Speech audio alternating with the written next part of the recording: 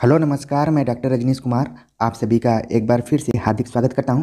आज के video lecture में हम चर्चा करेंगे हिंदी साहित्य में प्रचलित विभिन्न वादों के ऊपर, जिसमें कि उनके हम क्रम को देखेंगे, उसमें संकलित कवियों के नामों को देखेंगे और प्रमुख प्रवृत्तियों को भी देखने की कोशिश करेंगे, जिससे कि अगर परीक्षा में किसी भी तरीके का प्रश्न आए तो हम उसे आराम से हल कर सकें।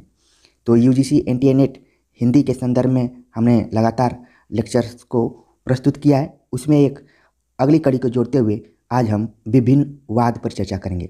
तो पहले हम वादों की जो श्रृंखला है, जो उसका क्रम है, उस पर बात कर लेते हैं, जिसमें हम चर्चा करेंगे स्वच्छंदतावाद पर, छायावाद, हालावाद, प्रगतिवाद, प्रयोगवाद, परिमल, नई कविता, नकेनवाद या प्रपदवाद।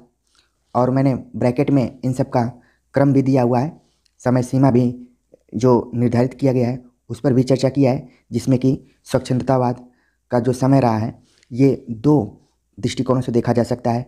एक यूरोपीय संदर्भ में और दूसरा भारतीय संदर्भ में। जब हम यूरोपीय संदर्भ की चर्चा करते हैं तो जिसमें कि फ्रांस और जर्मनी का नाम आता है, तो उन देशों में 18वीं 19वीं शताब्दी के आसपास में ये वाद प्रचलित था। जबकि भारतीय परिप्रेक्ष्य में बात करें तो जो द्विवेदी युग है वहाँ से इसकी शुरुआत मानी जा सकती है, यानी कि 1900 से लेकर 1918 के बीच का जो समय रहा है वो स्वच्छंदतावाद के रूप में देखा जा सकता है। हालांकि घनानंद ने भी स्वच्छंदतावादी कविताएं लिखी हैं। एक तरीके से इसका जो सूत्र जुड़ता है वो घनानंद की कविताओं से जोड़ा जा सकता है। ठीक है, आगे हम इस पर विस्तार से चर्चा करेंगे। अगला जो वाद है छायावाद, जिसका समय निर्धारित किया गया है 1918 से 1936, जिसको कि मोटे तौर पर गांधी युग के रूप में भी देखा जाता है। हालावाद, जो कि छायावाद के बाद का एक समय रहा है। छायावाद के बाद का जो समय रहा है थोड़ा सा संक्रमणकालीन स्थिति रही है। उसमें लगभग 5-6 वर्षों में कई वादों का जन्म हुआ था, जिस पर कि हम आगे चर्चा करेंगे।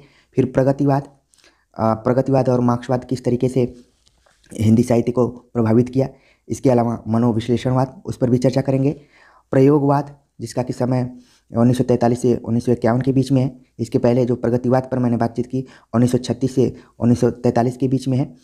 प्रयोगवाद के बाद परिमल, एक ये नया ग्रुप रहा है, नए कवियों की संगोष्ठियाँ होती थीं, उसको परिमल ग्रुप नाम दिया गया। और नई कविता 1954 ईस्वी में। नकेनवाद या प्रपद्यवाद, ये क्या रहा है, 3 कवियों के नामों के ऊपर ये वाद प्रचलित रहा है, जिसका कि समय 1956 था।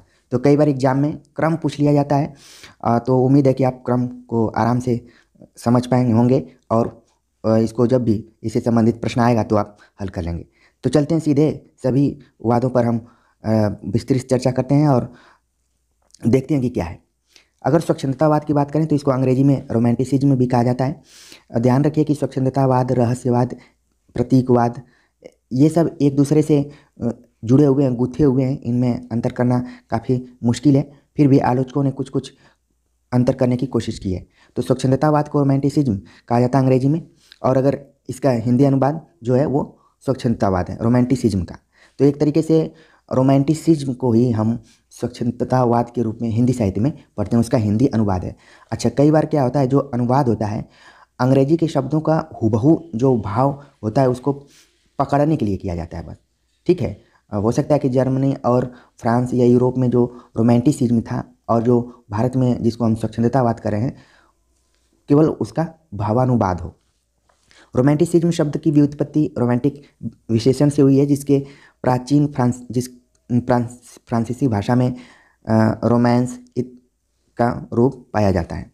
रोमांटिक शब्द को एक काव्य वृत्ति अथवा वाद के रूप में सर्वप्रथम, ये काफ़ी इंपॉर्टेंट बात है यहाँ पर, कि रोमांटिक शब्द को एक काव्य वृत्ति, प्रवृत्ति अथवा वाद के रूप में सर्वप्रथम प्रयुक्त करने वाले जर्मन आलोचक फ्रेडरिक श्लेगल थे। ये कई बार एग्जाम में पूछा जा चुका है, जिन्होंने 1798 से 1800 के बीच इस शब्द का प्रयोग क्लासिसिज्म के विरोध में किया था। आप जानते हैं कि जो भी प्रवृत्तियाँ या वाद उभर कर सामने आए हैं वो एक दूसरे के प्रतिक्रिया के रूप में आए। ठीक है, श्लेगल ने अपनी कृति रोमांटिक शब्द का प्रयोग निश्चित साहित्यिक अर्थ में के रूप में करके इससे सबसे पहले परिभाषित किया। यानी कि स्लेगल का नाम आपको ध्यान में रखना है कि फ्रेडरिक स्लेगल ने सबसे पहले रोमांटिक शब्द का प्रयोग किया अपनी कृति में जब वो लेखन कार्य करते थे तब। सामाजिक दृष्टि से स्वच्छंदतावाद का उदय सामंती समाज व्यवस्था का अंत होने तथा औद्योगिकीकरण के कारण पूंजीवादी अर्थव्यवस्था के उद्भव के साथ माना जाता है। तो सामाजिक दृष्टिकोण से इसका अर्थ ये है कि जब सामंती समाज व्यवस्था का अंत तथा औद्योगिकीकरण के कारण पूंजीवादी अर्थव्यवस्था के उद्भव के साथ माना जाता है। अगर राजनीतिक दृष्टिकोण से देखें, यहाँ पर देख रहे हैं दूसरी दृष्टि है, पहली है सामाजिक, दूसरी हो गई राजनीतिक दृष्टि से स्वच्छंदतावाद के उदय में 1789 ईस्वी में फ्रांसीसी राज्य क्रांति ने महत्वपूर्ण भूमिका अदा की है। जैसा कि मैंने बताया कि इसका उद्भव जर्मनी और फ्रांस एक दूसरे के पड़ोसी भी हैं, तो वहाँ से स्वच्छंदतावाद के उदय में जो फ्रांसीसी क्रांति हुई थी, आप जब इतिहास पढ़े होंगे तो कई क्रांतियों का नाम भी उसमें आया होगा, तो फ्रांसीसी क्रांति उसमें से एक है। वहाँ से स्वच्छंदतावाद के उदय को भी जोड़ा जाता है। फ्रांसीसी क्रांति का नारा था स्वतंत्रता, समानता, भ्रातृत्व, यानी कि इसको बंधुत्व भी कहा जाता है। कई बार एग्जाम में ये भी पूछा जा चुका है। आगे चलकर भीमराव अंबेडकर ने भी कुछ इसी तरीके के विचार को अपनाया। अगर बात करते हैं हिंदी में कि ये स्वच्छंदतावाद कब आया और कैसे इसका विकास हुआ, स्वच्छंदतावाद का प्रभाव भारत में सर्वप्रथम बांग्ला साहित्य पर पड़ा। वहाँ से हिंदी में यह प्रवृत्ति 20वीं सदी के दूसरे दशक में आई और छायावादी काव्य आंदोलन के रूप में विकसित हुई। आप जब भी हिंदी साहित्य का इतिहास पढ़ते होंगे तो हिंदी साहित्य के इतिहास पर या फिर हिंदी पर कई अन्य भाषाओं का प्रभाव रहा है, जिसमें कि बांग्ला का प्रभाव आपने देखा होगा, संस्कृत का प्रभाव, अंग्रेजी का प्रभाव, ठीक है। आप ये नहीं देखेंगे कि हिंदी पर भोजपुरी का प्रभाव पड़ा। तो इसलिए ध्यान में रखिए कि शुरुआती दौर में हिंदी के विकास में कुछ अन्य जो भारतीय भाषाएं रही हैं, खासतौर से बांग्ला के जो बांग्ला का साहित्य रहा है या फिर संस्कृत का साहित्य रहा है, ठीक है, इनका भी प्रभाव रहा है। हिंदी में इस शब्द का सर्वप्रथम प्रयोग संभवतः आचार्य रामचंद्र शुक्ल ने अपने ग्रंथ हिंदी साहित्य का इतिहास में पंडित श्रीधर पाठक को स्वच्छंदतावाद का प्रवर्तक मानते हुए किया है। ये कई बार एग्जाम में पूछा जाता है कि स्वच्छंदतावाद का प्रवर्तक कौन है, तो श्रीधर पाठक को माना जाता है हिंदी में, और ये मानने वाले हैं आचार्य रामचंद्र शुक्ल। और आचार्य रामचंद्र शुक्ल ने तो माना ही, लेकिन रामस्वरूप चतुर्वेदी अपने हिंदी साहित्य वाले इतिहास में लिखते हैं कि रोचक संयोग यह है कि श्रीधर पाठक ने एक अर्ध गंभीर और अर्ध विनोदी प्रसंग में स्वयं अपने को स्वच्छंद कवि घोषित किया था और लिखा है, लिखो न करो लेखनी बंद, श्रीधर सम सब कवि स्वच्छंद। ठीक है, ये आप जब रामस्वरूप चतुर्वेदी का हिंदी साहित्य का इतिहास पढ़ेंगे तो उसमें आपको ये बात मिल जाएगी।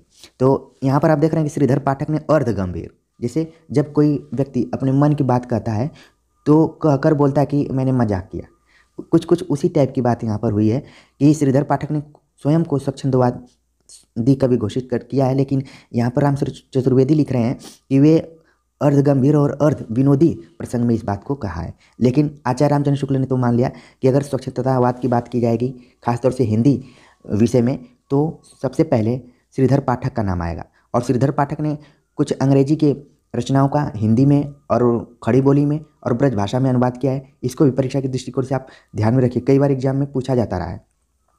आगे बात करें तो आचार्य रामचंद्र शुक्ल ने अपने हिंदी साहित्य के इतिहास के प्रकरण 3 में, जिसका कि टॉपिक उन्होंने दिया नई धारा द्वितीय उत्थान, और जिसका उन्होंने समय निर्धारित किया संवत में 1950 से 1975, तो इसको ईस्वी में कन्वर्ट आप कर सकते हैं 57 घटाकर। ठीक है, इस टॉपिक के अंतर्गत उन्होंने मुख्य रूप से 2 प्रकार के कवियों का वर्णन किया है।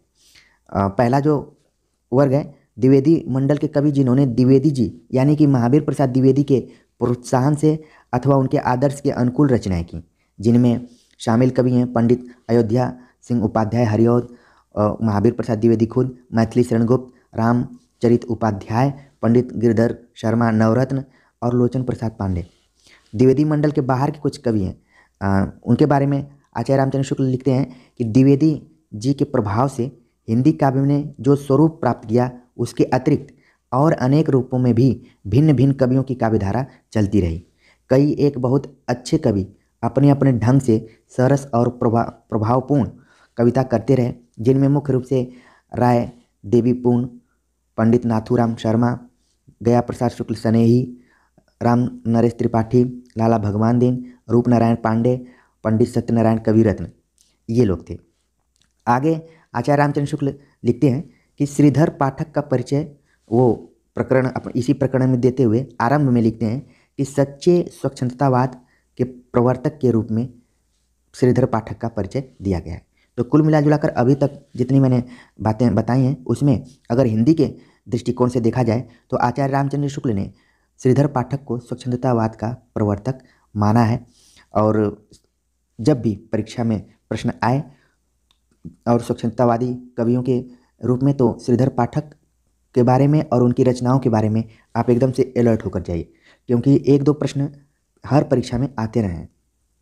आगे शुक्ल जी लिखते हैं, इस प्रकार की स्वच्छंदतावाद का आभास पहले पहल श्रीधर पाठक ने ही दिया। उन्होंने प्रकृति के रूढ़िबद्ध रूपों तक ही न रहकर अपनी आँखों से भी उसके रूपों को देखा। तो थोड़ा सा ये जो कथन है ये चमत्कृत करने वाला है, यानी कि परीक्षा के दृष्टिकोण से इम्पोर्टेंट है। तो श्रीधर पाठक के बाद अन्य कुछ स्वच्छंदतावादी कवि हैं, जिनमें कि मुकुटधर पांडे, लोचन प्रसाद पांडे तथा रूप नारायण पांडे थे, जो कि काव्य रचना कर रहे थे। तो एक तरीके से आप देख रहे हैं कि इसमें पांडे बंधु ज़्यादा दिखाई पड़ रहे हैं। आगे आलोचकों ने इनको जैसे मिश्र बंधु का नाम था, वैसे ही पांडे बंधु भी कहकर संबोधित किया है। ठीक है, श्रीधर पाठक, मुकुटधर पांडे, लोचन प्रसाद पांडे, रूप नारायण पांडे, राम नरेश त्रिपाठी, ये लोग स्वच्छंदतावादी कवियों के अंतर्गत ही आते रहे हैं। तो हो सकता है कि परीक्षा में पूछ लिया जाए कि निम्नलिखित में से कौन स्वच्छंदतावादी कवि रहा है या निम्नलिखित में से कौन नहीं है। इनमें से मुकुटधर पांडे ने समकालीन कविता पर आलोचनात्मक दृष्टि से भी लिखा था। केवल कवि नहीं थे, बल्कि थोड़ी कुछ आलोचनात्मक निबंध उन्होंने लिखे थे, जिसमें कि छायावाद विषयक उनकी लेखमाला 1920 के आसपास में इनकी आरंभिक समीक्षा रही है। लेखमाला मतलब वो कई समूहों में, कई किस्तों में उन्होंने लिखने की कोशिश की थी। और आगे जब हम छायावाद पर चर्चा करेंगे तो इस पर भी कुछ कुछ पॉइंट्स आपको मिलेंगे। अगर स्वच्छंदतावादी कवियों में बात किया जाए तो राम नरेश त्रिपाठी का नाम भी आता है। प्रमुख रूप से जो हिंदी के आलोचक माने जाते रहे हैं रामचंद्र शुक्ल, उनका भी नाम इस धारा के अंतर्गत आता है। तो ये काफ़ी इंपॉर्टेंट पॉइंट कि रामचंद्र शुक्ल अपने को स्वच्छंदतावादी कवियों का प्रवर्तक न मानकर श्रीधर पाठक को मानते हैं। और इसी तरीके से हिंदी साहित्य का इतिहास आप पढ़ेंगे तो जब प्रारंभिक कहानी की चर्चा की जाती है, उसमें भी जो रामचंद्र शुक्ल हैं अपनी एक कहानी को शामिल किए। 11 वर्ष का समय, पहली कहानी उनको घोषित नहीं किया, लेकिन उस क्रम में अपने को भी रखे हुए हैं। तो यहाँ पर भी आप देख रहे हैं कि स्वच्छंदतावादी कवियों की जब चर्चा की जा रही है तो चुनिंदा कवियों के बाद रामचंद्र शुक्ल का भी नाम उसमें आ रहा है। तो एक ये आप चीज़ अपने ध्यान में रखिए। अगर स्वच्छंदतावाद के प्रमुख विशेषताओं पर चर्चा करें तो इसकी प्रमुख विशेषताओं में है वन का महत्व, प्रकृति पर्यवेक्षण, प्रेम का स्वच्छंद भंगिमाओं में चित्रण और बैलेट्स या कथा गीत का प्रयोग और काव्य भाषा के रूप में खड़ी बोली की स्वीकृति। देखिए, इसकी प्रवृत्तियां आपको थोड़ी सी कठिन लग रही होंगी, लेकिन परीक्षा के दृष्टिकोण से इन कठिन शब्दावलियों को आपको ध्यान में रखना पड़ेगा, क्योंकि जब भी आप परीक्षा में जाते हैं तो कुछ कुछ ऐसी शब्दावलियाँ आपको मिलती हैं जिसके लिए आपको डिक्शनरी की ज़रूरत पड़ती है। तो क्यों ना हम पहले से कुछ ऐसी पारिभाषिक शब्दावलियों को ध्यान में रखें, जिसमें कि प्रेम का स्वच्छंद रूप या प्रेम की स्वच्छंद भंगिमाओं में चित्रण, बैलेड या कथा गीत का प्रयोग और काव्य भाषा के रूप में खड़ी बोली की स्वीकृति, प्रकृति चित्रण, ये सब क्या है, स्वच्छंदतावाद की प्रमुख विशेषताओं के अंतर्गत है। रामस्वरूप चतुर्वेदी लिखते हैं हिंदी साहित्य के इतिहास में कि सबसे बड़ी बात यह है कि इस स्वच्छंदतावादी काव्यधारा ने जीवन से लगाव की एक भूमिका तैयार की, जो आगे चलकर छायावाद में और गहरी हो जाती है। तो यानी कि स्वच्छंदतावाद से जुड़ा हुआ है थोड़ा सा छायावाद भी। जैसा कि मैंने पहले ही बताया कि जितने भी वाद विकसित हुए हैं या प्रचलित हुए हैं वो एक दूसरे की प्रतिक्रिया में हुए हैं, तो उनको एकदम से अलग अलग नहीं किया जा सकता। इनकी स्थिति कुछ वैसे ही है जैसे आप माला या फिर हार देखते होंगे फूलों का, तो फूलों को अलग नहीं किया जाता है, एक दूसरे से क्या है, गुत्थे रहते हैं। तो उम्मीद है कि स्वच्छंदतावाद को आप समझ गए होंगे, उसके समय सीमा को, उससे जुड़े हुए कवियों के बारे में, उसकी विशेषताओं के बारे में। और किसी भी तरीके का प्रश्न आएगा तो आप उसे आराम से हल कर पाएंगे। अब अगली काव्य प्रवृत्ति के बारे में चर्चा करते हैं, यानी कि वाद के बारे में चर्चा करते हैं, जो कि छायावाद है, जिसका समय हमने बताया था 1918 से 1936 के बीच में। ये वो समय है जब महात्मा गांधी का भारत में आगमन हो चुका था और जो स्वतंत्रता आंदोलन है, थोड़ी सी स्पीड उस समय पकड़ लिया था, उस समय का है ये। तो साहित्य में क्या चल रहा था और आलोचक क्या सोच रहे हैं, उसके बारे में चर्चा कर लेते हैं। रामचंद्र शुक्ल ने हिंदी कविता में छायावाद का उद्भव रविंद्रनाथ टैगोर की कविताओं, जो अधिकतर पाश्चात्य ढांचे का आध्यात्मिक रहस्यवाद लेकर चली थीं, तथा ईसाई संतों के छायाभास यानी कि फैंटा समाटा के प्रभाव स्वरूप माना है। तो ये इंपॉर्टेंट फैक्ट है कि आचार्य रामचंद्र शुक्ल ने छायावाद की शुरुआत किन किन चीज़ों से माना है। एक तो उन्होंने रविन्द्रनाथ टैगोर की कविताओं से लिया है, और दूसरा ईसाई संतों के छायाभास यानी कि उसको अंग्रेजी में फैंटा समाटा कहा जाता है, उसके प्रभाव को माना है। आगे रामचंद्र शुक्ल लिखते हैं, छायावादी कविताओं का संबंध बांग्ला से जोड़ते हुए वे लिखते हैं कि ईसाई संतों के छायाभास तथा यूरोपीय काव्य क्षेत्र में प्रवर्तित आध्यात्मिक प्रतीक यानी कि सिंबॉलिज्म के अनुकरण पर रची जाने के कारण बांग्ला में ऐसी कविता छायावाद कही जाने लगी थी। यह वाद क्या प्रकट हुआ, एक बने बनाए रास्ते का दरवाजा सा खुल पड़ा और हिंदी के कुछ नए कवि उधर एक बारगी झुक पड़े। ये काफ़ी इंपॉर्टेंट कोटेशन यहाँ पर आप देख रहे हैं कि वो मान रहे हैं कि शुरू शुरू में जो छायावाद है वो बांग्ला साहित्य में आया, और फिर बांग्ला में आया क्या कि दरवाज़ा खुला और सारे हिंदी के कवि भी धीरे धीरे उधर ही दिखाई पड़ा। इसीलिए आप देखेंगे कई बार प्रश्न आता है कि जो राम की शक्ति पूजा है वो कृत्तिवास रामायण, बांग्ला के कृत्तिवास रामायण पर आधारित है, ठीक है। और अन्य कुछ कवि हैं जिनके ऊपर भी बांग्ला साहित्य का प्रभाव पड़ा। आगे बात करते हैं तो छायावाद और स्वच्छंदतावाद में गहरा साम्य है। दोनों ही काव्य आंदोलनों में प्रकृति प्रेम, मानवीय दृष्टिकोण, आत्माभिव्यंजना, रहस्य भावना, वैयक्तिक प्रेमाभिव्यक्ति, प्राचीन संस्कृति के प्रति मोह, प्रतीक योजना, निराशा, पलायन, अहम के उदात्तीकरण आदि के दर्शन होते हैं। तो एक तरीके से इन प्रवृत्तियों को आप ध्यान में रखिए कि अगर ऐसी प्रवृत्तियां आएँ तो आप तुरंत छायावाद और स्वच्छंदतावाद से उसे जोड़कर देख सकते हैं। अगर छायावाद से संबंधित महत्वपूर्ण तथ्यों पर चर्चा करें तो काफ़ी इंपॉर्टेंट कुछ तथ्य हैं जो कि परीक्षाओं में खूब पूछे गए हैं और आपको भी ध्यान में रखने की ज़रूरत है। हिंदी साहित्य में छायावाद शब्द का प्रथम लिखित प्रयोग मुकुटधर पांडे ने किया था। ये कई बार एग्जाम में पूछा जा चुका है कि छायावाद का सर्वप्रथम प्रयोग किसने किया, मुकुटधर पांडे। जब आप छायावाद नाम की एक पुस्तक है डॉक्टर नामवर सिंह की, जिसका कि प्रकाशन सन 1955 में हुआ था, उसमें शुरुआती पृष्ठों में ही इस तथ्य को बताने की कोशिश की गई है कि छायावाद का सबसे पहले प्रयोग किसने किया, मुकुटधर पांडे ने, और कहाँ किया था, सब जो आगे के पॉइंट्स में है। मुकुटधर पांडे ने सन 1920 ईस्वी में जबलपुर से प्रकाशित होने वाली पत्रिका श्री शारदा में हिंदी में छायावाद शीर्षक लेख 4 किस्तों में लिखकर छायावाद की आरंभिक विवेचना की है। जैसा कि हमने बताया कि जो मुकुटधर पांडे हैं ये स्वच्छंदतावादी कवियों के श्रेणी में आते हैं, लेकिन उसी समय इन्होंने अपनी समीक्षा भी शुरू कर दी थी और छायावाद को लेकर काफ़ी ये सीरियस थे। सबसे पहले इन्होंने प्रयोग भी किया और फिर 1920 ईस्वी में लगातार इन्होंने 4 लेख लिखे और इन लेखों का प्रकाशन श्री शारदा पत्रिका में हुआ, जो कि जबलपुर से निकलती थी। ये इतने जो फैक्ट्स हैं ये परीक्षा के दृष्टिकोण से बहुत इंपॉर्टेंट है। मुकुटधर पांडे ने अपने लेखों में छायावाद की 5 विशेषताओं का उल्लेख किया, जो कि इस प्रकार है, आप ध्यान में रखें, परीक्षा के दृष्टिकोण से काफ़ी इंपॉर्टेंट। वैयक्तिकता, स्वातंत्र चेतना, रहस्यवादिता, शैलीगत वैशिष्ट, अस्पष्टता, ठीक है। तो ये 5 जो विशेषताएं हैं छायावाद की लगभग परीक्षाओं में पूछी जाती रही हैं, तो इन विशेषताओं को ध्यान में रखिए। वैयक्तिकता, स्वातंत्र चेतना, रहस्यवादिता, शैलीगत वैशिष्ट और स्पष्टता। सरस्वती पत्रिका जुलाई 1920 ईस्वी अंक में प्रकाशित मुकुटधर पांडे की कविता कुररी के प्रति छायावाद की प्रथम कविता मानी जाती है। तो ये एक अलग नया फैक्ट, इसको भी ध्यान में रखिए। रामचंद्र शुक्ल ने मुकुटधर पांडे को छायावाद का प्रवर्तक माना है, ठीक। यहाँ पर शुक्ल जी का ये दूसरा तथ्य है। पहला उन्होंने स्वच्छंदतावाद का प्रवर्तक माना श्रीधर पाठक को और छायावाद का प्रवर्तक माना मुकुटधर पांडे को। यानी आप देख रहे हैं कि स्वच्छंदतावाद के ही कवि आगे चलकर छायावाद के प्रवर्तक के रूप में जाने जा रहे हैं। तो ये इस तरीके से भी जोड़कर देखिए। मुकुटधर पांडे ने आंसू, उद्गार, प्रेम बंधन, पूजा फल, फूल, कानन कुसुम आदि रचनाएं लिखी हैं। तो आप देख रहे हैं कि जयशंकर प्रसाद इत्यादि की भी कुछ कुछ रचनाएं आगे चलकर इन्हीं शीर्षकों से प्रकाशित हुई हैं, तो इनको भी ध्यान में रखिए। मे भी अगर आंसू आ जाए एग्जाम में कि किसका काव्य संग्रह या फिर किसकी कविता है, तो आप देख रहे हैं मुकुटधर पांडे का भी नाम उसमें आ सकता है। मुकुटधर पांडे लोचन प्रसाद पांडे के छोटे भाई थे। दोनों भाइयों को पांडे बंधु भी कहा जाता है। जैसा कि मैंने बताया है, लोचन प्रसाद पांडे ने ही गीति काव्य शब्द का हिंदी में सर्वप्रथम प्रयोग किया। तो यह परीक्षा के दृष्टिकोण से इंपॉर्टेंट कि अगर पूछा जाए कि गीति काव्य, ठीक है, का प्रयोग सबसे पहले किसने किया, तो लोचन प्रसाद पांडे ने।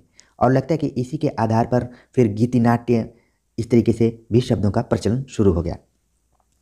छायावाद के संबंध में 1920 ईस्वी में सरस्वती पत्रिका में सुशील कुमार कृत संवादात्मक लेख छपा, हिंदी में छायावाद। तो आप देख रहे हैं कि मुकुटधर पांडे और सुशील कुमार का बहुत कम नाम आलोचकों में आता है। जब भी छायावाद की चर्चा की जाती है तभी आता है। उन्होंने लिखा हिंदी में छायावाद। इस संवाद में 4 लोगों सुशीला देवी, हरिकिशोर बाबू, सुमित्रा नंदन पंत एवं चित्रकार राम नरेश जोशी ने हिस्सा लिया। ठीक है, तो इनका भी नाम ध्यान में रखिए। बाकी सुमित्रा नंदन पंत इन चारों में सबसे प्रसिद्ध रहे हैं। अगर छायावाद के प्रवर्तक कवि और उनको मानने वाले आलोचकों पर चर्चा करें तो मैथिली शरण गुप्त और मुकुटधर पांडे को प्रवर्तक के रूप में रामचंद्र शुक्ल ने देखा है। सुमित्रा नंदन पंत को प्रवर्तक माना है नंदुलारे वाजपेयी ने। जयशंकर प्रसाद को माना है इलाचंद जोशी ने। माखनलाल चतुर्वेदी को माना है प्रभाकर माचवे ने। तो परीक्षा के दृष्टिकोण से ये 2 पॉइंट्स ज़्यादा पूछे जाते हैं कि छायावाद के प्रवर्तक कौन है और मानने वाले आलोचक कौन है। तो उम्मीद है कि ये फैक्चुअल जानकारी आपको आ गई होगी। छायावाद की प्रमुख विशेषताओं पर चर्चा करें तो मैंने मुकुटधर पांडे के अनुसार बता ही दिया कि उन्होंने 5 विशेषताओं को बताया था। और यहाँ पर कुछ विशेषताएं हैं जो कि आप ध्यान में रखिए। स्वतंत्र चेतना, वैयक्तिकता, अनुभूति की प्रतिष्ठा, वेदना की विवृत्ति, प्रेमानुभूति, सौंदर्य चेतना, प्रकृति चित्रण, राष्ट्रीय स्वर, क्योंकि उस समय स्वाधीनता आंदोलन था तो कुछ राष्ट्रीय स्वर भी दिखाई पड़ रहे थे। और छायावाद के संदर्भ में हमने बहुत पहले प्रमुख आलोचकों के कथनों को बनाया था, जो कि प्लेलिस्ट में भी है, आप उसे जाकर देख सकते हैं, जिसमें कि नामवर सिंह, रामविलास शर्मा, रामकुमार वर्मा, महादेवी वर्मा, जयशंकर प्रसाद इत्यादि का क्या मंतव्य रहा है। ठीक है, तो वो उसकी जानकारी आपको मिल जाएगी। तो राष्ट्रीय स्वर का भी फुट दिखाई पड़ता है छायावाद में। काव्य रूपों के बारे में चर्चा करें तो लंबी कविता लिखने की शुरुआत भी हो गई। भाषा एवं शिल्प की बात करें तो मुक्त छंदों के बीच में रचना की गई और बात भी की गई, जिसमें कि निराला का नाम आता है। पिछले लेक्चर्स में भी हमने चर्चा किया था। छायावादी कवियों ने बिंब का सफल प्रयोग करके काव्य को अत्यधिक मार्मिक बनाया। छायावाद कविता सूक्ष्म एवं अमूर्त कथ्य को व्यक्त करने के प्रयास में प्रतीकात्मक रूप धारण कर ली। ठीक है, छायावाद के बारे में एक चीज़ और कहा जाता है कि इसकी जो भाषा रही है वो लाक्षणिक रही है। ये भी कई बार परीक्षा में पूछ लिया जाता है। और जो अलंकार सबसे ज़्यादा प्रयुक्त किया गया वो है मानवीकरण अलंकार। तो उम्मीद है कि छायावाद की शुरुआत कब हुई, उसका समय काल क्या रहा, उससे जुड़े हुए कवि कौन कौन से रहे और उसकी प्रमुख प्रवृत्तियाँ कौन थी, ये आप सभी समझ गए होंगे। परीक्षा में अगर किसी भी तरीके का प्रश्न आएगा तो उम्मीद करता हूँ कि आप उसे हल कर लेंगे। अगली प्रवृत्ति के बारे में चर्चा करते हैं, अगले वाद के बारे में चर्चा करते हैं। तो उसका नाम है उत्तर छायावादी युग, या इसे हालावाद भी कहा जाता है। कई लोगों ने मानसलवाद नाम भी दिया है। तो शुरुआत में ही मैंने बता दिया था कि छायावाद के बाद का जो 4-5 साल का समय था वो काफ़ी उथल पुथल वाला था। उसमें कई वादों का जन्म हुआ था और जो जन्म लेकर ही तुरंत ख़त्म भी हो गए। तो बात करते हैं छायावाद के बाद की स्थिति को। ऐसे कवि जिन्होंने काव्य लेखन छायावादी युग से आरंभ किया तथा जो आगे भी लिखते रहे, किंतु उनका लेखन न तो विशुद्ध छायावादी प्रवृत्ति का रहा और न ही विशुद्ध प्रगतिवादी धारा का। तो आप देख रहे हैं कि छायावाद और प्रगतिवाद के बीच का जो समय रहा है थोड़ा सा दूसरे तरीके का रहा है। उसके बारे में रामस्वरूप चतुर्वेदी अपने इतिहास ग्रंथ में लिखते हैं। उसका नाम उन्होंने दिया है उत्तर छायावाद। तो परीक्षा के दृष्टिकोण से इंपॉर्टेंट है कि उत्तर छायावाद नाम किसने दिया है, रामस्वरूप चतुर्वेदी ने। और वे लिखते हैं कि छायावाद और उत्तर छायावाद के बीच कुछ वैसा ही संबंध दिखता है जैसा मध्यकाल में भक्ति काव्य और रीति काव्य के बीच में था। और ये जो कोटेशन है एक बार यूपी जीआईसी के एग्जाम में आ चुका है। इसी क्रम में डॉक्टर बच्चन सिंह ने अपने हिंदी साहित्य के ग्रंथ में इस युग को उत्तर स्वच्छंदतावाद युग नाम दिया है। यानी कि आप देख रहे हैं कि छायावाद को सीधे उन्होंने छायावाद न कहकर बल्कि छायावाद और प्रगतिवाद के बीच का जो समय रहा है उसको उत्तर स्वच्छंदतावाद नाम दिया है। तो ये भी काफ़ी इम्पोर्टेंट पॉइंट्स है आपको परीक्षा के दृष्टिकोण से कि आप देख रहे हैं उत्तर छायावाद और उत्तर स्वच्छंदतावाद कहा गया है छायावाद के बाद के समय को। डॉक्टर नगेंद्र ने भी हिंदी साहित्य का इतिहास में ऐसे कवियों की काव्यधारा को दो भागों में बांटकर देखा है। पहला उन्होंने दिया राष्ट्रीय सांस्कृतिक काव्यधारा तथा प्रेम और मस्ती का काव्य, जिसको कि वैयक्तिक काव्य भी कहा जाता है, ये नाम दिया हुआ है। तो नगेंद्र के अनुसार भी आप ध्यान में रखिए, ये भी की पॉइंट्स है। और आप देखेंगे कई बार प्रश्न पूछा भी जाता है कि राष्ट्रीय सांस्कृतिक काव्यधारा के अंतर्गत कौन कौन से कवि आते हैं। तो उसमें माखनलाल चतुर्वेदी, जिनकी फेमस कविता रही है पुष्प की अभिलाषा, रामधारी सिंह दिनकर जो कि फेमस ही रहे हैं और इनको अधैर्य का कवि कहा जाता है और इन्होंने खुद को राष्ट्र कवि घोषित कर दिया था। और इनकी एक फेमस कविता है कि सिंहासन खाली करो कि जनता आती है। तो एक तरीके से ये राष्ट्रीय सांस्कृतिक काव्यधारा के अंतर्गत आने वाले कवि हैं। सुभद्रा कुमारी चौहान, जिन्होंने लिखा खूब लड़ी मर्दानी व तो झांसी वाली रानी। इनके अलावा सियाराम शरण गुप्त और बालकृष्ण शर्मा नवीन इत्यादि ने भी इसी तरीके की कविताएं लिखी, जिसमें कि राष्ट्रीयता और सांस्कृतिक दोनों चीज़ दिखाई पड़ती है। और इसकी जो दूसरी शाखा नगेंद्र ने किया प्रेम और मस्ती का काव्य, जिसको कि विजय देव नारायण शाही ने जवानी का काव्य भी कहा है। तो ये भी आप फैक्चुअल तरीके से ध्यान में रख सकते हैं।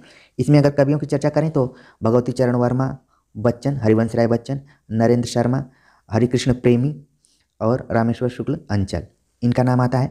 भगवती चरण वर्मा की एक कविता है हम दीवानों की क्या हस्ती, ठीक है, ये भी कई बार एग्जाम में पूछी जा चुकी है।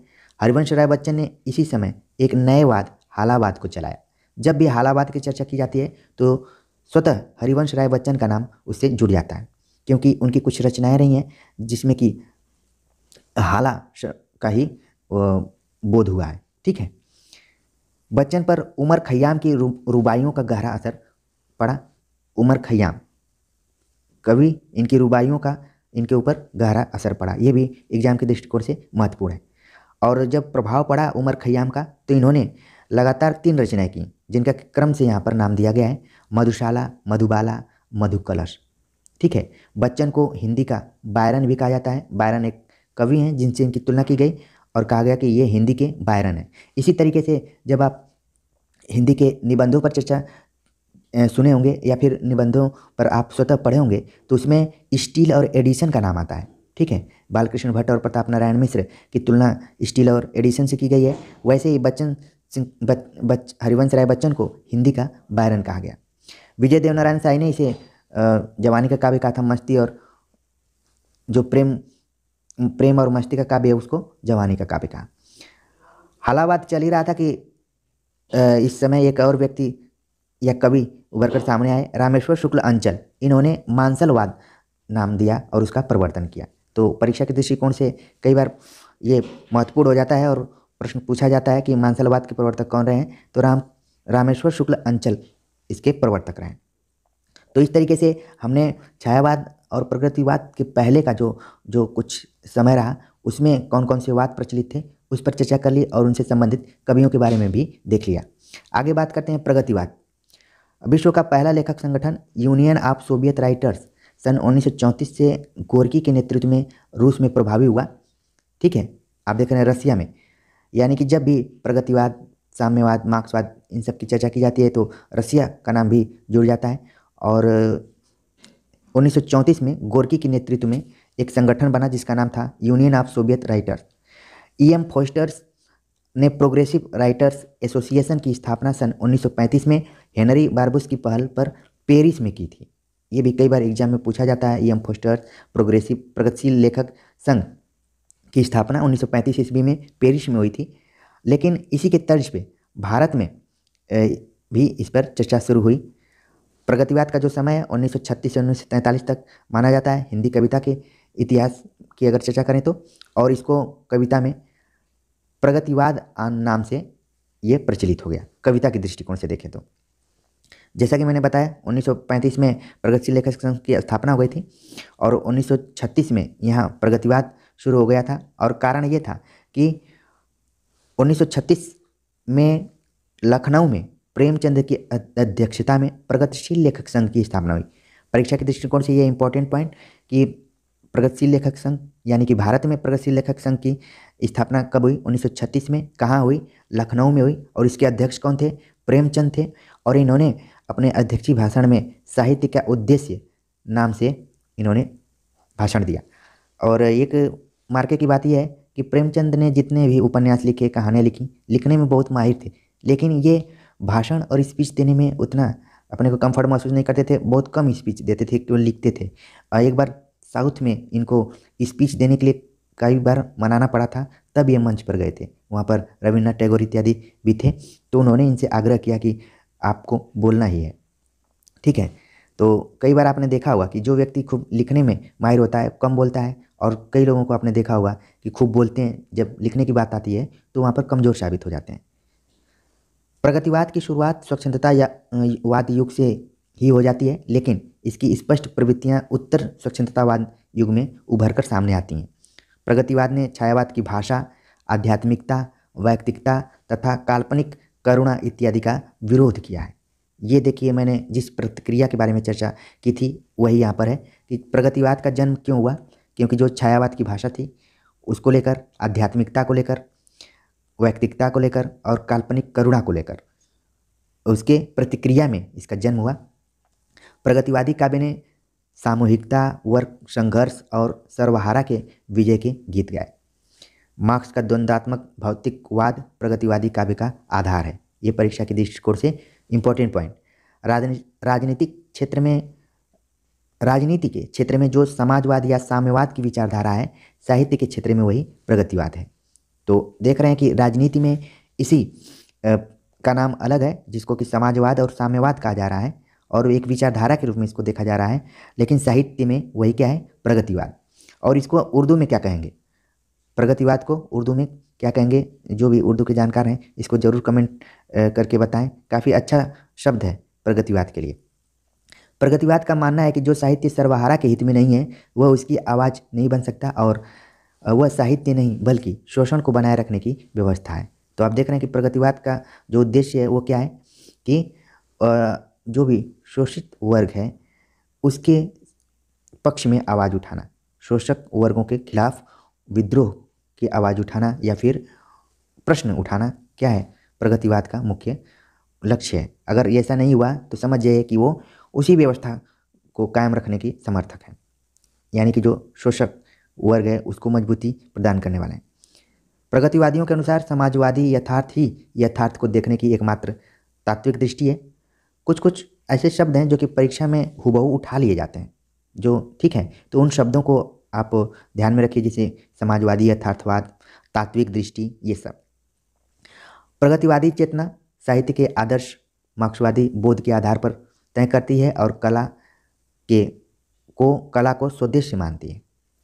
प्रगतिवादी कविता की भाषा, बिंब, शब्द, मुहावरे, चित्र जनजीवन के बीच के हैं तथा इसकी शैली उपदेशात्मक है। बच्चन सिंह के अनुसार प्रगतिवादी कवियों ने दस्तावेजी कविताएं काफ़ी संख्या में लिखी हैं। तो ये आप फैक्ट याद रखिए कि किस आलोचक ने प्रगतिवादी कवियों की रचनाओं को दस्तावेजी कविताएं कहा है। बच्चन सिंह के अनुसार प्रगतिवाद और प्रयोगवाद दोनों में एक द्वंद्वात्मक रिश्ता दिखाई पड़ता है, ठीक है। बच्चन सिंह इस बात को कहते हैं कि प्रगतिवाद और प्रयोगवाद दोनों में क्या है? द्वंद्वात्मक रिश्ता है। उनका मानना है कि प्रगतिवाद के कारण साहित्य में एक नई चेतना तो आई, लेकिन साहित्य यांत्रिक हो गया, ठीक है। डॉक्टर नगेंद्र ने लिखा है कि प्रगतिवाद समाजवाद की ही साहित्यिक अभिव्यक्ति है। तो इस कोटेशन को भी ध्यान में रखें नगेंद्र के, कि उन्होंने माना कि प्रगतिवाद समाजवाद की ही साहित्यिक अभिव्यक्ति है। अगर प्रगतिवादी कवियों की चर्चा करें तो उसमें केदारनाथ अग्रवाल, नागार्जुन, सुमन और त्रिलोचन का नाम प्रमुख रूप से लिया जाता है। सुमन शिवमंगल सिंह सुमन, त्रिलोचन वासुदेव सिंह इनका वास्तविक नाम है। तो कई बार इन कवियों से भी फैक्चुअल प्रश्न आ जाते हैं। अगर प्रमुख प्रवृत्तियों पर चर्चा करें प्रगतिवाद की, तो कुछ प्रवृत्तियां उभर कर सामने आती हैं, जिसमें कि शोषितों की दीनता का चित्रण, शोषक वर्ग के प्रति घृणा, यानी कि शोषक वर्ग के जो व्यवहार रहे हैं उसके विद्रोह में या फिर उस पर प्रश्न उठाना, धर्म और ईश्वर के प्रति अनास्था, क्रांति की भावना, सामाजिक जीवन का यथार्थ चित्रण, ठीक है। तो ये कुछ पॉइंट्स थे जो कि प्रगतिवाद की प्रवृत्तियों के अंतर्गत आते हैं। अगले वाद के बारे में चर्चा करें तो नाम है प्रयोगवाद, जिसका समय 1943 से 1951 के बीच में निर्धारित किया जाता है। कई पुस्तकों में आप देखेंगे तो लिखा रहता है कि अब तक। तो प्रयोगवाद को मैं इसलिए 1951 तक मान रहा हूँ क्योंकि 1951 में ये दूसरा सप्तक प्रकाशित हुआ था और उसमें नई कविता नाम की एक प्रवृत्ति चल पड़ी थी। तो इस तरीके से कविता में एक नया आंदोलन शुरू हो गया, तो इसका समय वहाँ तक मानना ज़्यादा उचित रहेगा। प्रयोगवाद की जब चर्चा करते हैं तो व्यक्तिवाद या वैयक्तिकता प्रयोगवाद का मूल आधार है और यहीं से आधुनिकतावाद का भी आरंभ माना जाता है। सन 1943 में अज्ञे ने तार सप्तक का संपादन किया। वाद के रूप में प्रयोगवाद की शुरुआत यहीं से मानी जाती है। और ध्यान रखिए कि तार सप्तक पर मैंने बहुत ही इम्पोर्टेंट वीडियो बहुत महीने पहले, यानी कि 5-6 महीने पहले ही अपलोड कर दिया था। बहुत सारे लोगों ने देखा भी होगा, जिन लोगों ने नहीं देखा है तो परीक्षा के बाद या जिसको भी सप्तक को लेकर कन्फ्यूजन है तो एक बार ज़रूर वो देख सकता है। तो पहले फैक्चुअल रूप में ध्यान में रखें कि सन 1943 में अज्ञे ने, यानी कि सच्चिदानंद हीरानंद वात्स्यायन अज्ञे ने तार सप्तक का संपादन किया। इन्होंने कुल 4 तार सप्तकों का संपादन किया है। वहाँ से प्रयोगवाद की शुरुआत होती है और एक तरीके से ये प्रगतिवाद की प्रतिक्रिया में ही हुई है। प्रयोगवादी रचनाएं शीर्षक निबंध में आलोचक नंदुलारे वाजपेयी से पहली बार प्रयोगवाद शब्द का प्रयोग ने किया था, यानी कि नंदुलारे वाजपेयी ने सबसे पहले प्रयोगवाद शब्द का प्रयोग किया है। ये भी परीक्षा के दृष्टिकोण से काफ़ी इंपॉर्टेंट। आगे हैं प्रयोगवाद से जुड़े हुए, लेकिन प्रयोगवादी शब्द का या फिर प्रयोगवाद शब्द का प्रयोग नंदुलारे वाजपेयी ने किया और ये पॉजिटिव अर्थों में नहीं किया है। इन्होंने प्रयोगवाद को बैठे ठाले का धंधा कहा। ठीक है, बैठे ठाले का धंधा कई बार एग्जाम में ये पूछा जा चुका है कि प्रयोगवाद को बैठे ठाले का धंधा किसने कहा, तो इसका जवाब है नंदुलारे वाजपेयी। प्रयोगवाद में प्रयुक्त प्रयोग शब्द नए जीवन सत्यों को पाने की बेचैनी का प्रतीक है। ठीक, प्रयोगवाद पर निम्नलिखित विचारधारा एवं घटनाओं का भी प्रभाव देखा जा सकता है, क्योंकि जो इसका समय रहा है उसमें गांधीवाद का प्रभाव इस पर दिखाई पड़ता है। द्वितीय विश्व युद्ध, जो कि आप जानते हैं कि 1939 से 1945 के आसपास में चला था, और प्रयोगवाद का जो समय है 1943 के आसपास में। तो कोई चीज़ अचानक तो होती नहीं है, उसकी पृष्ठभूमि में कुछ घटनाएं रहती हैं, जिसमें कि गांधीवाद आप दिखाई पड़ रहा है, द्वितीय विश्व युद्ध का प्रभाव, फ्रायड यानी कि जो मनोविश्लेषणवाद है और टी.एस. इलियट का निर्वैयक्तिकता का सिद्धांत है, इसका भी प्रभाव दिखाई पड़ता है। मनोविश्लेषणवाद का जब हम कहानी पढ़ते हैं, उपन्यास पढ़ते हैं, तो उसमें ज़्यादा जिक्र आता है, जिसमें कि शेखर एक जीवनी, ईलाचंद्र जोशी, जैनेन्द्र की जो रचनाएं हैं वो मनोविश्लेषणवाद पर आधारित रही हैं। ठीक है, टी.एस. इलियट की निर्वैयक्तिकता का सिद्धांत भी प्रयोगवाद को प्रभावित किया है। प्रयोगवाद पर फ्रांस के प्रतीकवाद आंदोलन का भी प्रभाव दिखाई पड़ता है, जिसका मानना है कि रचना की अभिव्यक्ति प्रतीकों में ही की जानी चाहिए, इसीलिए इसका नाम प्रतीकवाद भी पड़ा। अज्ञे ने 4 सप्तकों का प्रकाशन किया, 1943, 1951, 1959, 1979। इस पर हमने विस्तार से चर्चा किया है, इसलिए यहाँ पर बहुत ज़्यादा फोकस नहीं करूँगा। तार सप्तक की भूमिका में अज्ञे ने प्रयोगवादी कवियों को राहों का अन्वेषी कहा है। ये परीक्षा के दृष्टिकोण से काफ़ी इंपॉर्टेंट है। ठीक है, अज्ञे इस काव्य आंदोलन को के प्रयोगवाद का नाम समर्थन नहीं करते थे, वो खुश नहीं थे कि इसको प्रयोगवाद कहा जा रहा है। इसका विरोध करते हुए उन्होंने दूसरा सप्तक की भूमिका में लिखा है, प्रयोग का कोई वाद नहीं है। ये इंपॉर्टेंट मैं फैक्ट यहाँ पर पढ़ रहा हूँ परीक्षा के दृष्टिकोण से। दूसरा तार सप्तक यानी कि 1951 में आगे लिखते हैं कि प्रयोग का कोई वाद नहीं है, हम वादी नहीं रहे, नहीं है, न प्रयोग अपने आप में इष्ट या साध्य है। ठीक इसी तरह कविता का भी कोई वाद नहीं है, कविता भी अपने आप में इष्ट या साध्य नहीं है। अतः हमें प्रयोगवादी कहना उतना ही सार्थक या निरर्थक है जितना हमें कवितावादी कहना है। तो अज्ञे को जो शब्द प्रयोगवाद है उसको समझाने के लिए सारी चीज़ें लिखनी पड़ी यहाँ पर। तो इस कोटेशन को आप ध्यान में रखिए। प्रयोग अपने आप में इष्ट नहीं है, वह साधन और दोहरा साधन है। आगे वो भूमिका में लिखते हैं कि वह साधन है और दोहरा साधन है, क्योंकि एक तो वह उस सत्य को जानने का साधन है जिसे कवि प्रेषित करता है, दूसरे वह प्रेषण की क्रिया को और उसके साधनों को भी जानने का भी साधन है। तो यहाँ पर आप देख रहे हैं कि प्रयोग को उन्होंने सत्य को जानने का एक साधन या माध्यम बताया है। रामस्वरूप चतुर्वेदी हिंदी साहित्य का इतिहास में अपने लिखते हैं कि प्रगतिवाद, प्रयोगवाद और नई कविता के दौर ऐसे घुले मिले हैं कि इनके सहयोगी कवि इनमें से एक से अधिक को छूते काटते चलते हैं। आप देखेंगे कि एक कवि हैं गजानन माधव मुक्तिबोध, जिनका संबंध प्रगतिवाद से भी है, प्रयोगवाद से भी है और नई कविता से भी है। ये काफ़ी इंपॉर्टेंट कवि रहे हैं, तो इनको भी ध्यान में रखिए। वही बात यहाँ पर रामस्वरूप चतुर्वेदी लिखते हैं कि प्रगतिवाद, प्रयोगवाद और नई कविता को अलग करना काफ़ी मुश्किल है, वो एक दूसरे में घुले मिले हुए हैं। इनमें कुछ एकाध कवि ऐसे हैं जो कि तीनों से संबंध रखते हैं। इससे एक महत्वपूर्ण निष्कर्ष यह निकलता है कि विचारधारा का आग्रह किसी कवि व्यक्तित्व को उतनी दूर तक निर्मित नहीं करता जितना कि रचनात्मक संवेदनशीलता उसे बनाती है और जिसमें से क्रमशः उसकी पहचान उभरती है। ठीक है, जो स्वतंत्र व्यक्ति रहता है वो किसी विचारधारा इत्यादि में बहुत दिनों तक बंधकर नहीं रहता है, ये बात यहाँ पर कहने की कोशिश कर रहे हैं, बल्कि वो क्रिएटिव ढंग से अपने पहचान को बनाता है। अगर प्रयोगवाद की प्रवृत्तियों पर चर्चा करें तो कुछ प्रवृत्तियां उभर कर सामने आती हैं, जिसमें कि वैचारिक प्रतिबद्धता का निषेध, कि प्रगतिवाद कहा जाता है कि मार्क्सवाद सिद्धांतों पर आधारित था, तो उसका ये निषेध करती है प्रयोगवाद। नई राहों का अन्वेषण, जैसा कि अज्ञे कहते हैं। अहमवादी प्रवृत्ति की प्रधानता, क्षण की महत्ता, जिसको कि क्षणवाद भी कहा जाता है, अज्ञे ने लिखा हरिघास पर क्षण भर। यौन चेतना की प्रबलता तथा शहरी प्रेम दृष्टि, हरिघास पर क्षण भर जो कविता पढ़ा होगा इस प्रवृत्ति को आराम से समझ जाएगा। मध्यवर्गीय समाज का चित्रण किया गया है। यथार्थवाद का आग्रह है, इसमें निराशावाद का भी रूप दिखाई पड़ता है। उपमानों की नवीनता पर चर्चा की गई है कि ये उपमान मैले हो गए हैं देवताओं, ये उपमान मैले हो गए हैं, कविता है अज्ञे की, जिसमें कि नवीन उपमानों की चर्चा की गई है। इसी तरीके से उन्होंने कलगी बाजरे की भी कविता लिखी है।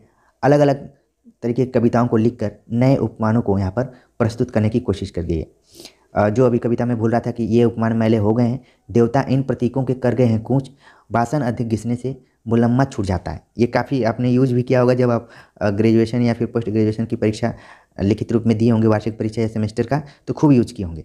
तो उपमानों की नवीनता की चर्चा प्रयोगवाद में की गई है। तो इस तरीके से हमने प्रयोगवाद की प्रवृत्तियों, उनसे जुड़े कवियों और उनके समय सीमा को देख लिया। उम्मीद है कि आप सभी को क्लियर हो गया होगा। अगले वाद पर चर्चा करते हैं जो कि प्रपदवाद नाम से जाना जाता है, जिसका दूसरा नाम है नकेनवाद। प्रपद्यवाद प्रयोगवाद के समानांतर एक ऐसा काव्य आंदोलन है जिसके कवियों का दावा है कि असली प्रयोगवादी वही हैं। अब यहाँ पर देख रहे हैं कि असली और नकली का यहाँ पर लड़ाई शुरू हो गई कि असली प्रयोगवादी कौन है और नकली कौन है। तो प्रपत्यवादी या नकेनवादी जो लोग थे वो कह रहे थे कि हम ही असली प्रयोगवादी हैं, क्योंकि वो कारण बताते हैं कि क्योंकि प्रयोगवादियों के लिए प्रयोग साधन है लेकिन इनके लिए प्रयोग साध्य है। जैसा कि अज्ञे ने दूसरा सप्तक की भूमिका में लिखा कि वो जो भी प्रयोग कर रहे हैं वो साध्य नहीं है बल्कि साधन के रूप में है। लेकिन यहाँ पर आप देख रहे हैं कि प्रपद्यवाद या नकेनवाद के लोग इसको एकदम से उल्टा मान रहे हैं। 1959 में प्रकाशित तीसरा सप्तक में अज्ञे ने प्रपद्यवादियों की आलोचना की है। अगर प्रपद्यवाद या नकेनवाद की बात करें तो इनमें 3 कवियों का नाम लिया जाता है, जिसमें कि नलिन बिलोचन शर्मा, केशरी कुमार और नरेश। एक काव्य संकलन 1956 में प्रकाशित हुआ जिसका नाम नकेन के प्रपद्य नाम से इसका प्रकाशित हुआ। इसकी भूमिका को ही इनका घोषणा पत्र कहा जाता है। तो परीक्षा के दृष्टिकोण से इंपॉर्टेंट है कि नकेनवाद में कौन 3 कवि शामिल हैं। तो ध्यान में रखिए कि नलिन विलोचन शर्मा, केशरी कुमार और नरेश, इन दोनों का नाम आता है। ठीक है, बल्कि इन तीनों का नाम आता है नकेनवाद में। तीनों कवियों के नाम के प्रथम अक्षर को आधार मानकर इस काव्य आंदोलन को नकेनवाद भी कहा जाता है। तो ध्यान में रखिए कि पहले नलिन विलोचन शर्मा हैं, फिर केशरी कुमार हैं और फिर नरेश हैं। तो देख रहे हैं कि शुरुआत भी न से होती है और अंत भी न से होता है, तो कौन पहले है उसको भी ध्यान में रखिए। और बाकी केशरी कुमार को आप के से याद रखिए कि ये बीच में रहेंगे। तो नकेनवाद क्या है ये भी समझ में आ गया होगा, और प्रपत्यवाद की शुरुआत किस दृष्टिकोण से हुई ये भी समझ में आ गया होगा। बच्चन सिंह ने इस आंदोलन को एक प्रकार का रूपवाद या कलावाद माना है।